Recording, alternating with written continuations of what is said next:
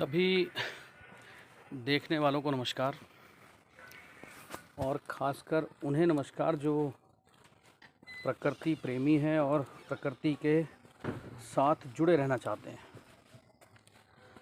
मैं आप लोगों को मालूम है कि पहाड़ों पर ही पिछले 5-6 साल से मैं हूँ और भगवान की कृपा इतनी है कि यहाँ पर नींद बड़ी अच्छी आती है और भूख बड़ी अच्छी लगती है और सबसे बड़ी बात है कि चित्त में जो है वो शांति है। अब जो विषय मैं उठा रहा हूँ, यहाँ कई लोगों को मैं देख रहा हूँ, यहाँ बहुत से लोग आजकल पहाड़ों पर आ गए हैं कहाँ से। कोई यूपी से आया है, कोई दिल्ली से आया है। आजकल एक हेडलाइन मेरे को किसी ने भेजी थी कि दिल्ली में रहने का मतलब है 22 सिगरेट रोज़ पीना। दिल्ली में यदि कोई व्यक्ति रह रहा है तो समझो 22 सिगरेट रोज़ पी रहा है। तो मैं कहना चाहता हूँ कि वे सभी लोग आज के समय में यहाँ पर आ चुके हैं पहाड़ों पर।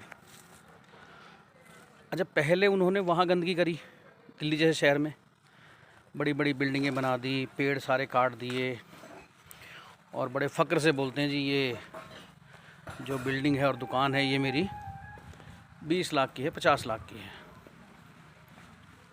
अब वही आदत उन्होंने यहाँ पे रहने वाले जो किसान थे उत्तराखंड के, उनके अंदर में वही आदत देख रहा हूँ। वो कहते हैं जी ये हमारी जो ज़मीन है ये 25 लाख रुपए नाली है, 30 लाख रुपए नाली है।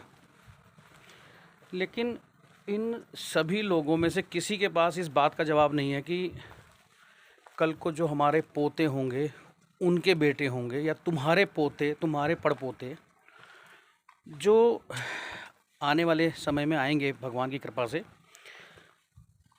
उनको हवा कहाँ से मिलेगी। बात समझे आप? उनको हवा कहाँ से मिलेगी?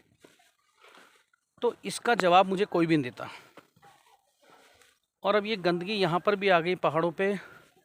यहाँ भी लोगों ने कॉटेज ख़रीद ली है, किसी ने विला बना लिया है और बड़े फ़क्र के साथ रहते हैं। भाई साहब 2 टाइम की रोटी खाते हैं, 3 टाइम की रोटी खाते हैं, रात को पार्टियों की आवाज़ें आती हैं, बड़े फिल्मी गाने सुनाए जाते हैं। अच्छी बात है, कोई बुरी बात नहीं है।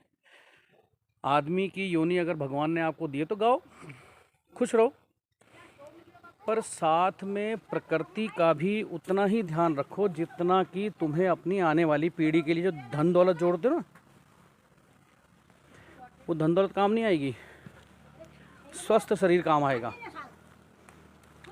अब यहाँ पर ऐसे ऐसे लोगों को देखता हूँ जो बोलते हैं हमारी उम्र 30 साल है, 35 साल है, 40 साल है और वो पूर्ण रूप से बूढ़े हो चुके हैं।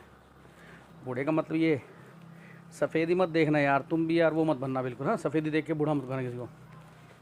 यहाँ पर हो गया कि घुटने में दर्द हो गया है, कमर में हमेशा दर्द रहता है, भूख नहीं लगती है, खाया पिया हजम नहीं होता है। उसका कारण ये है कि आज के समय में अब यहाँ पर खेती ख़त्म हो गई है बिल्कुल ही।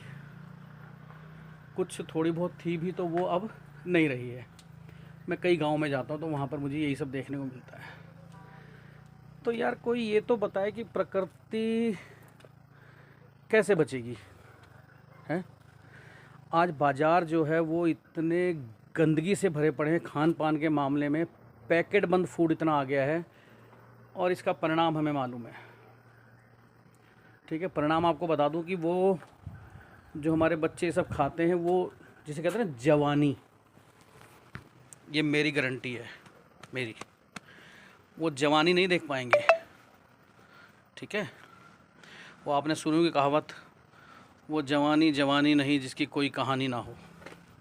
कहानियाँ तो बंद हो जाएंगी आगे आने वाले टाइम में, अब नहीं बनेंगी कहानियाँ बिल्कुल भी। तो जो खान पान का स्तर है वो इतना लॉ हो गया है कि उन्हें खुद नहीं मालूम वे क्या खा रहे हैं। स्वाद से मतलब है, खाली स्वाद, मतलब स्वाद आना चाहिए बस, और कुछ नहीं चाहिए। तो भाई मुझे बताओ, कोई मुझे इसका हल बताए कि प्रकृति को बचाने के लिए या हवा का क्या विकल्प है। ठीक है, मैं पारंपरिक वैद्य समिति उत्तराखंड से वैद्य दयानंद उप्रेती। ये बड़ा चिंता का विषय है मेरे लिए, आपके लिए कितना मुझे मालूम नहीं, लेकिन चिंता कीजिए। यदि आप अपनी आने वाली पीढ़ी से प्रेम करते हैं, उन्हें प्यार करते हैं, उन्हें स्वस्थ देखना चाहते हैं तो तो मैं आपके कमेंट्स के लिए विचार करूँगा। आप कमेंट्स भेजिए मुझे, कुछ हल मुझे बताइए, सोल्यूशन बताइए। ठीक है, नमस्कार।